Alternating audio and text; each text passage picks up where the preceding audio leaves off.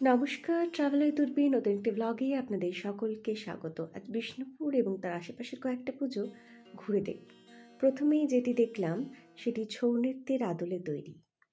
এরপর যাচ্ছি যেখানে শিবকে উপাসনা করা রয়েছে এবং এখানে এই মণ্ডপটি যে প্রচুর পুরস্কার পেয়েছেন তা এখানে সুসজ্জিত। অপূর্ব লাগলো এই মণ্ডপটি। দূর থেকে মহাদেবকে অসাধারণ লাগছে। মণ্ডপে লাল পাড় সাদা শাড়িতে মা যেন অপরূপা। আর এইখানে এসেই ঢাকের সাজ এবং মহাদেবের বাহন নন্দীভিঙ্গিকেও দেখতে পেলাম। দূর থেকে দেখুন তো কেমন লাগছে, নীল আকাশ, সাদা মেঘের ভেলা আর মহাদেব। এরপর যেখানে পৌঁছালাম সেটি রামশরণ মিউজিক কলেজের আদলে তৈরি হয়েছে। যারা মিউজিক কলেজ জানেন তারা দেখলে বুঝতেই পারবেন এটি সম্পূর্ণরূপে তারই একটি প্রতিকৃতি মাত্র।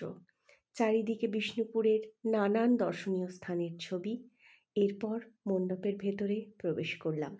পোড়ামাটির ঘোড়া, যা বিষ্ণুপুরের বিশেষভাবে নিদর্শন। চলুন ভেতরে নিয়ে যাই। এইখানে ঢাকের তালে আমাদের মন আরও একবার হারিয়ে গেল। পরবর্তী মণ্ডপে যখন পৌঁছালাম আশা করিনি এখানে এসে কুমারী পুজো দেখতে পাবো।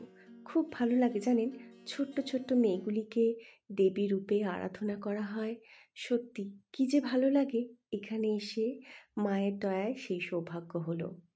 এরপর পৌঁছে গেলাম বিষ্ণুপুর হাই স্কুল, যেখানে পোড়া মাটি দিয়ে তৈরি হয়েছে সম্পূর্ণ মণ্ডপ। মানে পোড়া মাটি দিয়ে তৈরি নানান জিনিস আর তা দিয়েই তৈরি হয়েছে সম্পূর্ণ মণ্ডপটি। এখানে রয়েছে যেমন পায়েসের ভাঁড় হাতে সুজাতা বসে আছেন, প্রথমেই দেখলাম। আর একদম উপরে রয়েছে একটি বুদ্ধ মূর্তি। মণ্ডপের ভেতরটি ঘুরিয়ে আনি। এখানেও চারিদিকে পোড়া মাটির কাজ আর ওপরের ঝাড় লণ্ঠনটিও ভীষণ সুন্দর। সত্যি দেখে এক কথায় মন ভরে গেল। দেখতে পাচ্ছেন কি সুন্দর না লাগছে।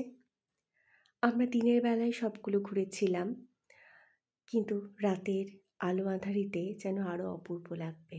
ওপরে বুদ্ধদেব বসে আছেন। এরপরে ঘুরে আসি বিষ্ণুপুর রাজবাড়ি, যেখানে মায়ের ফটো তোলা নিষেধ, তাই ভেতরে মা মৃন্ময়ীকে দেখাতে পারলাম না। এখানে কিন্তু 15 দিন আগে থেকেই পুজো শুরু হয়ে যায়। এই হলো বিষ্ণুপুর রাজবাড়ি। এরপর বিষ্ণুপুর থেকে খানিকটা ছাড়িয়ে গেলাম, বাঁকুড়ার কাছাকাছি এই একটি ছোট্ট গ্রামের মণ্ডপে নিয়ে এলাম। এখানে ঝাড় লণ্ঠন তো মুগ্ধ করে, আর মায়ের যে ব্যাকগ্রাউন্ডে যে পটচিত্রটি রয়েছে সেটি সম্পূর্ণ বেতের তৈরি। এই যে ছোট ছোট দেখছেন ছাঁচগুলি, এগুলো কিন্তু সব বেত খড় দিয়ে তৈরি। বেতের ঝুড়ি, বেত এবং বাঁশ, এই সমস্ত কিছু দিয়েই তৈরি হয়েছে পাটকাঠি এই মণ্ডপ। ভাবলাম যে মানুষের কতটা শিল্পকলা এবং শিল্প মনস্কতা থাকলে তবেই এই ভাবনা আসতে পারে। কত যত্ন করে বানানো হয়েছে এই মণ্ডপ। ছোট্ট ছোট্ট বেতের কুনকে, বড় ঝুড়ি, বেতের শিকল, ঝুড়ি, এই কুলো, এই দিয়ে তৈরি হয়েছে এই অপূর্ব মণ্ডপটি, যা দেখে এক কথায় মন ভরে গেল।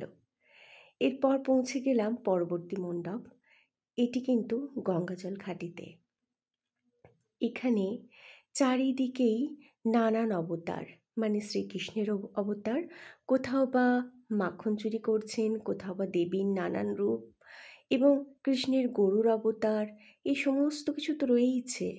এবং বিষ্ণুপুরের দশাবতার দাসেরও বেশ কিছু অংশ আমরা এখানে দেখতে পেলাম। এক টুকরো গ্রাম বাংলাকেও যেন তুলে ধরা হয়েছে, কালিয়া দমন। এরপর মা লক্ষ্মীর প্যাঁচা, এই সব কিছু দেখে যখন বাইরে বেরোবো তখন যেন দূর থেকেই মনটা ভরে গেল। কি দেখবো জানেন? ঢেঁকি, যা কিন্তু এখন প্রায় হারিয়ে গেছে, কিন্তু এখানে ছোট্ট গ্রাম বাংলাকে আমরা দেখতে পেলাম।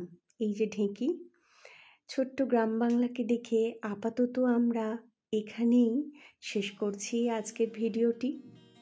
মন ভরে গেল বলতে পারেন বিষ্ণুপুর এবং তার পার্শ্ববর্তী এলাকার কিছু ঠাকুর দেখে। আরও আসবো অন্য ভিডিও নিয়ে। আপনারা সবাই ভালো থাকবেন। পাশে থাকবেন। নমস্কার।